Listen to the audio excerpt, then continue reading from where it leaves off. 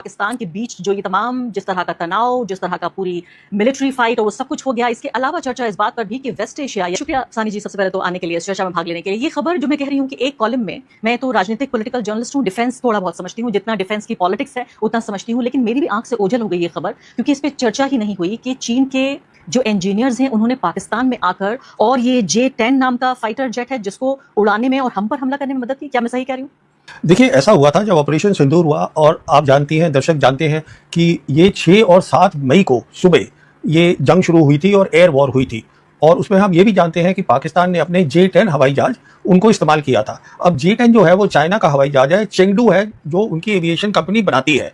अब ये खबर आई है कि चेंगडू के जो इंजीनियर्स थे, जो रिसर्च करते थे इसके ऊपर J-10 पे, कहने का मतलब है जिनको हर चीज़ J-10 के बारे में पता है, वो लोग फिजिकली वहाँ पर मौजूद थे 6 और 7 की रात को जब ये जंग हो रही थी। तो वो वहाँ क्या कर रहे थे, ये एक बहुत बड़ी बात है।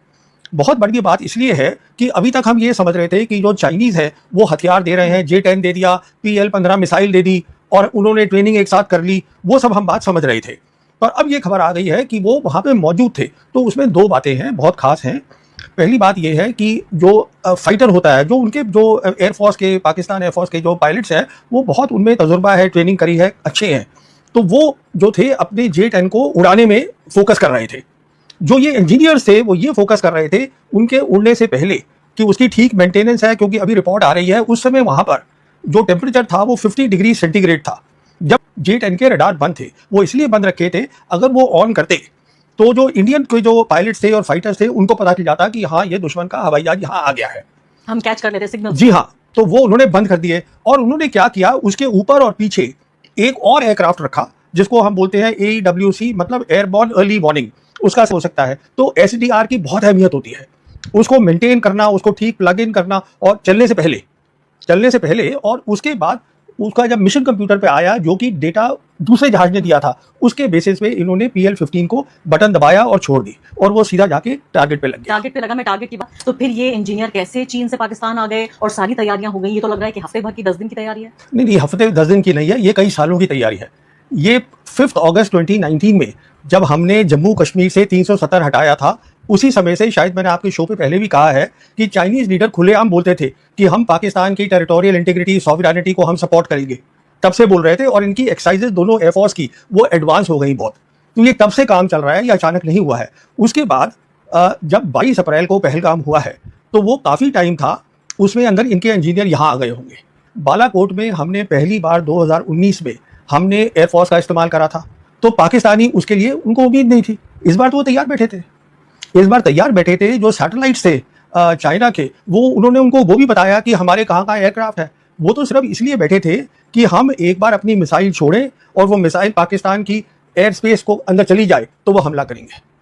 और उस हमले में, कहने का मतलब ये है, अगली बार जब ये जंग होगी, जब दिक्कत होगी, तो हमें ये मान के चलना है कि ये पाकिस्तानी पायलट अकेले नहीं है, उनके साथ चाइना के इंजीनियर्स। एग्जैक्टली, मैं इसी बात पे आने जा रही थी कि अब तक जिस बात को राज की तरह रखा जा रहा था कि भाई प्रवीण साहनी ये कह रहे हैं कि चीन पाकिस्तान के साथ है और इसलिए ऐसा हो गया, फला जो सिक्योरिटी एक्सपर्ट है वो कह रहे हैं, मैंने कभी आधिकारिक स्तर पर इस बात को नहीं सुना, ये भी चीन का जिक्र इसमें नहीं हुआ। अब ये पहली बात तो मुझे इसकी पॉलिटिक्स समझाइए कि अगर चीन इसको कन्फेस कर रहा है कि हाँ हमने अपने इंजीनियर भेजे, इसके मायने क्या है? क्या वो भारत को और उसके जख्मों को रगड़ रहा है? क्या भारत को वो चुनौती दे रहा है कि देखिए, मैं इस बात को कन्फेस करता हूं कि आपके सिंदूर ऑपरेशन में जो आपने हमला किया था पाकिस्तान के ऊपर, मैंने पाकिस्तान का साथ दिया। देखिए, चीन बेसिकली हमें ये बताने की कोशिश कर रहा है कि लड़ाई जो है नहीं करो पाकिस्तान के साथ, लड़ाई की साउथ एशिया में जरूरत नहीं है, मैं पाकिस्तान के साथ खड़ा हूं, ये हमें कह रहा है। कोई हमें चुनौती नहीं दे रहा है। लेकिन हमने तो ये कह दिया कि अगर एक बार और कोई टेरर एक्ट हुआ so it will be an act of war, यानी कि अगर पाकिस्तान की तरफ से कोई और आतंकवादी गतिविधि होती है तो हमें युद्ध करना होगा। तो हमें इसलिए अब सोचना है, हमने जो कह दिया है, जो प्रधानमंत्री ने खुद कहा कि एक न्यू नॉर्मल बन गया है, जिसमें कि act of terror will be act of war. और हम डिस्टिंक्शन आता, हिंदुस्तान पाकिस्तान की जो लड़ाई होती थी वहां पर एक लाइन होती थी जो हम बोलते थे कॉन्टैक्ट लाइन। इस तरफ हमारी फौज है, उस तरफ उनकी फौज है, लड़ाई यहाँ से शुरू होती थी। जैसे हमारी लाइन ऑफ कंट्रोल है, वो लड़ाई वहां से शुरू हुई और फिर हमारा प्लान है, हम इधर गए, उनका प्लान है वो इधर गए, एयरफोर्स उनको सपोर्ट कर रहा है। अब तो वो लड़ाई नहीं है, क्योंकि हमने क्या देखा इस बार कि आप जो है मिसाइल्स और ड्रोन्स आप कहीं भी फेंक सकते हैं, डेप्थ में फेंक सकते हैं, जो हमने भी फेंकी, उन्होंने भी फेंकी। इसका मतलब है ये वो कॉन्टैक्ट लाइन, रियर, साइड, ये वो बैटलफील्ड का, पूरी बैटलफील्ड एक हो गई है। ये तो पूरी बात बदल गई ना। अब इसका मतलब ये है कि अब जो लड़ाई है जो है वो एक बहुत खतरनाक लड़ाई होगी। उसका कन्वेंशन जिसे हम कहते हैं थ्रेशोल्ड, वो बहुत कम हो गया है। सिर्फ यही बात नहीं है, पाकिस्तान जो है, जो उनकी आप देखिए ज्योग्राफी एकदम सीधी सी है और वहाँ पे उनकी बहुत सारी न्यूक्लियर फैसिलिटीज है, इंफ्रास्ट्रक्चर है। तो यानी आप हमने सही टारगेट किया, कह रहे अच्छी हैं। बात हाँ। है, पर प्रॉब्लम ये है, हमारा प्रॉब्लम टेररिस्ट से नहीं है। हम टेररिस्ट से 1991 से लड़ रहे हैं। हमें तो स्टेट लड़ रहा है। अगर उनको पता चल जाएगा आपके पास ताकत है लड़ाई लड़ने की उनके सामने, तो वो ये कम कर देंगे काम लेकिन जो कर रहे पाकिस्तान हैं। तो छिप के लड़ रहा है। पाकिस्तान कहाँ लड़ रहा है भारत से? अगर वो चीन की सपोर्ट से लड़ रहा है या अमेरिका की नहीं सपोर्ट नहीं से नहीं लड़ नहीं रहा नहीं नहीं नहीं, ये देखिए, पाकिस्तान पहले भी हमसे जंग कर चुका है। और हार भी चुका है। नहीं, पाकिस्तान नहीं हारा है। देखिए, ये मैंने कई बार पहले भी बोला है कि जो मिलिट्री लाइन बनी थी, पहली जंग हुई थी कश्मीर की और उसके बाद मिलिट्री लाइन बनी 1 जनवरी 1949 को, वेस्टर्न सेक्टर में आज भी कायम है। उसको हम लाइन ऑफ कंट्रोल बोलते हैं। यानी नई लाइन बन गई। नहीं, वही लाइन है, थोड़ी उसको इधर उधर करा हमने। अगर हमको ताकत होती उनको पूरा हराने की, तो वो लाइन ही ग्राउंड पे नहीं होती।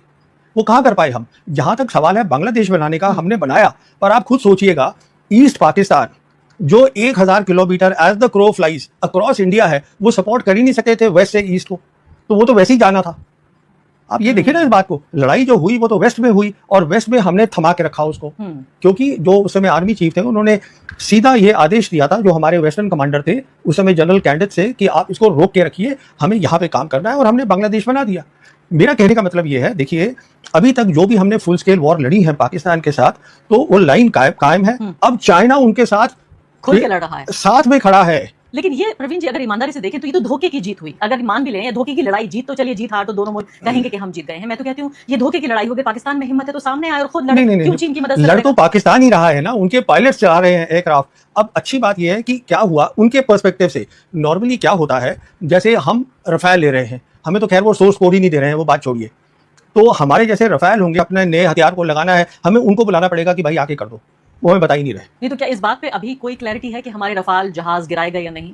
देखिए, जहां ही अटकी हुई है, लेकिन अमेरिका के गिरे तो साफ तौर पे सारे ऑपरेशन सिंदूर का अच्छी बात है, और हम कुछ लेसन्स भी लर्न करे होंगे हमने, वो भी अच्छी बात है। कुछ हम भी अपनी तब्दीलियां कर रहे हैं, पर उस समय क्या हुआ, क्योंकि 6 और 7 की रात बहुत इंपॉर्टेंट है। मैं बार बार बोलता हूं कि हिंदुस्तान पाकिस्तान के बीच में जब हमारे पास कॉन्टिग्यूअस बॉर्डर है, मतलब हम साथ साथ हैं, तो एयर वॉर का बहुत इंपॉर्टेंट रोल होगा।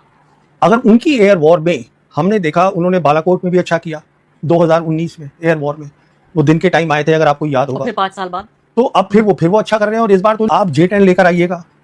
और उसके बाद पाकिस्तानी इंजीनियर जो हैं वो ट्रेनिंग करके आते हैं और यहाँ आते हैं। पर अजीब बात ये देखी गई कि उनके खुद ही इंजीनियर यहाँ आ गए।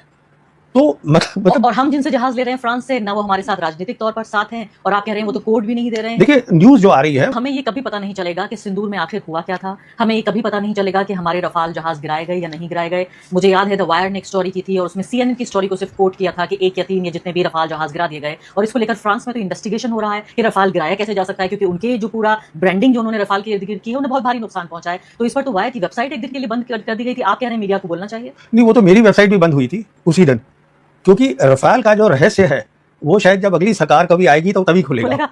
अभी तो खुलने वाला है नहीं, तो वो तो बात खत्म हो लेकिन गई। मैं एक बार ही सोचती हूँ इसी की राजनीति के लिए कि जैसे मान लेते हैं एक बार अगर मोदी जी या हमारे रक्षा मंत्री ये कह दें कि भाई हम जंग कर रहे थे, जंग में हमने उनका 3 गुना नुकसान किया, लेकिन 1 गुना नुकसान हमारा भी हुआ, इसमें क्या बदल जाएगा?